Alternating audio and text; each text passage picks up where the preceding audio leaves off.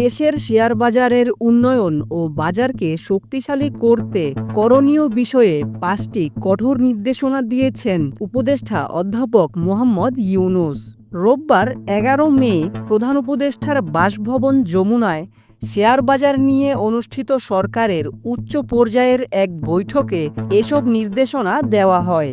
বৈঠকে দেওয়া প্রধান উপদেষ্টার ৫ নির্দেশনার মধ্যে রয়েছে বাংলাদেশে কার্যক্রম পরিচালনাকারী যেসব বিদেশি বা বহুজাতিক কোম্পানিতে সরকারের মালিকানা রয়েছে সেসব কোম্পানিকে দ্রুত বাজারে আনার ব্যবস্থা গ্রহণ করা। ২. বেসরকারি খাতের ভালো ও বড় বড় কোম্পানিকে প্রণোদনা দিয়ে বাজারে আনার উদ্যোগ নেওয়া। ৩.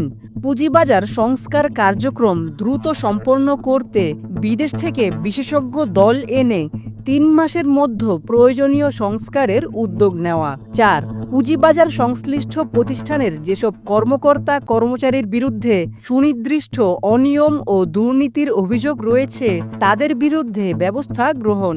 ৫. বড় বড় কোম্পানি যাতে ব্যাংক ঋণের বদলে শেয়ার বাজারের মাধ্যমে বন্ড বা শেয়ার ছেড়ে পুঁজি সংগ্রহে আগ্রহী হয় সেজন্য প্রয়োজনীয় ব্যবস্থা গ্রহণ করা।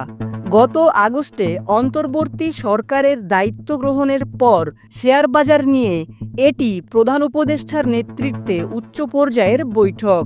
বৈঠক শেষে প্রধান উপদেষ্টার প্রেস সচিব শফিকুল আলম প্রধান উপদেষ্টার দেওয়া ৫টি নির্দেশনার কথা সাংবাদিকদের অবহিত করেন। প্রতিবেদনটি ভালো লেগে থাকলে আপনার ফেসবুক টাইমলাইনে শেয়ার করুন এবং খবর রূপান্তর পেজটি ফলো করতে ভুলবেন না। সেই সঙ্গে আমাদের ইউটিউব চ্যানেলটি সাবস্ক্রাইব করে রাখুন। এতক্ষণ খবর রূপান্তরের সাথে থাকার জন্য আপনাদের সবাইকে অসংখ্য ধন্যবাদ।